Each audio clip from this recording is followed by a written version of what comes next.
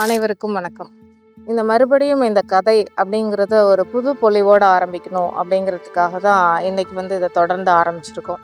இந்த கதையோட முடிவுகளை பொறுத்த வரைக்கும் எப்பவுமே 2 வகை உண்டு. ஒன்று ஓப்பன் எண்டட், இன்னொன்று இந்த க்ளோஸ் எண்டட் அப்படிங்கிறது. இந்த ஓப்பன் எண்டட் அப்படிங்கிறது என்னன்னா, கதையோட முடிவு படிக்கிறவங்களோட மனப்போக்கிலே விட்டுடுறது. இன்னொன்று இந்த க்ளோஸ்டு எண்ட், அது கதை எழுதுறவங்களே அந்த கதைக்கு ஒரு முடிவை கொடுத்துடுறது.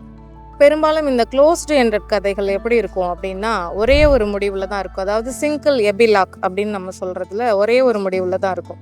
ஆனால் இந்த ஓப்பன் எண்டடை பொறுத்த வரைக்கும் எப்படி இருக்கும் அப்படின்னா, மல்டிபிள் எபிலாக் அப்படின்னு நம்ம சொல்லலாம். படிக்கிறவங்களோட கற்பனைக்கு ஏற்ற மாதிரியே அதை விட்டுடுறது.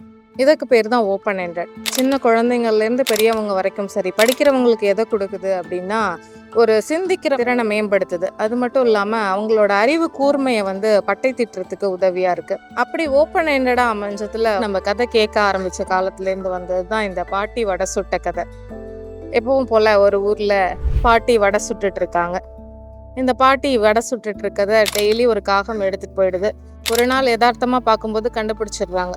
இந்த காகம் தான் இதுக்கு காரணம் அப்படின்னு சொல்லிட்டு அடுத்த நாள் அந்த காகத்தை நிறுத்தி கேட்குறாங்க இந்த பாட்டி, நானே ரொம்ப கஷ்டப்பட்டு வறுமையில் இந்த வடையை சுட்ட வித்துட்ருக்கேன், நீ அதையும் தூக்கிட்டு போற. காகம் உடனே சொல்லுது, பாட்டி இது ரொம்ப பெரிய தவறான விஷயம்னு எனக்கு தெரியுது, ஆனால் நான் என்ன பண்ணுறது, எனக்குன்னு என்னை நம்பி 2 குஞ்சுகள் இருக்கு என்னோடது, அதுக்கு நான் சாப்பாடு கொடுக்கணுமே, நான் என்ன பண்ணுறது, அதனால தான் நான் இதை எடுத்துகிட்டு போகிறேன் அப்படின்னு சொல்லுது. உடனே பாட்டி கேட்குறாங்க, என்னப்பா நீ தூக்கிட்டு போகிறதே ஒன்று, அதையும் 2 குஞ்சுகள் இருக்குன்னு சொல்கிற, கொடுத்துட்டா நீ சாப்பாட்டுக்கு என்ன பண்ணுவ அப்படின்னு கேட்குறாங்க. உடனே அது சொல்லுது, பரவாயில்ல பாட்டி, அவங்க சாப்பிட்டாலே போதுமானது, அதுக்காக என்ன பண்ண முடியும் அப்படின்னு. உடனே இந்த காகத்தோட கதையை கேட்டுட்டு ரொம்ப மன வருத்தமாயிட்டு இந்த பாட்டி என்ன பண்ணுறாங்க, ஒரு துணிப்பை எடுத்து 5 வடையை போட்டு கொடுக்குறாங்க. இதை 2ஐயும் உன்னோட குஞ்சுகள் கூட மிச்சம் இருக்கிறத நீ சாப்பிட அப்படின்னு சொல்லி கொடுக்குறாங்க. இப்படியே போகுது, ஒரு வாரம் போகுது. இந்த காகம் வடை சாப்பிட்லாம் அப்படின்னு அந்த பையிலேருந்து தன்னோட குஞ்சுகளுக்கு எடுத்து கொடுத்துட்டு ஒரு வடையை எடுக்குது. கீழே கரெக்டாக நரி நிற்குது. ரொம்ப பாவமாக பார்க்குது. உடனே காகம் கேட்குது, என்ன நரியாரே இந்த பக்கம் வந்திருக்கீங்க என்னை பார்க்குறதுக்கு அப்படின்னு. இல்லை, எனக்கு ரொம்ப பசியாக இருக்குது, நீ ஏதோ சாப்பிட போகிற, அதான் பார்க்குறேன் அப்படின்னு. உடனே காகமுக்கு ரொம்ப பரிதாபமாக போயிடுச்சு. என்னடா அது, நம்மளே பசிக்குதுன்னு பாட்டி கொடுத்தாங்கன்னு இப்போ தான் சாப்பிட ஆரம்பித்தோம், அதுக்குள்ளே பங்குக்கு வந்துடுச்சு ஒரு ஆள். சரி பரவாயில்ல, இருந்தாலும் பசிக்குதுன்னு சொல்லி நம்மள்கிட்ட கேட்கும்போது இல்லைன்னு சொல்லக்கூடாது அப்படின்னு சொல்லிட்டு மிச்சம் இருந்த 3 வடையில் 2 வடையை நரிக்கிட்ட கொடுத்துட்டு, நரி உடனே சந்தோஷமாக சாப்பிட்டுட்டு கேட்குது, எதுக்குப்பா உனக்கு, எப்படிப்பா அப்படி கிடச்சிச்சு, அதுவும் துணி பையிலெல்லாம் வச்சு சாப்பிட்ற அப்படின்னு.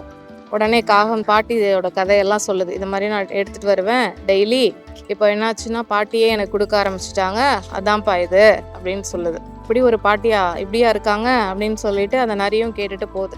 இது அப்படியே தொடர ஆரம்பிக்குது.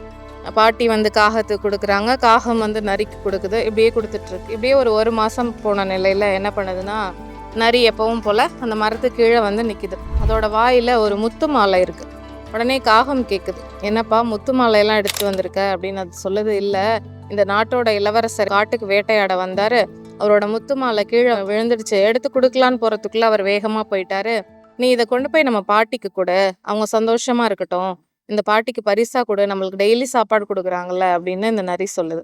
உடனே காகம் வாங்கிட்டு அதை எடுத்துட்டு அந்த பாட்டிக்கிட்ட போய் கொடுக்குது.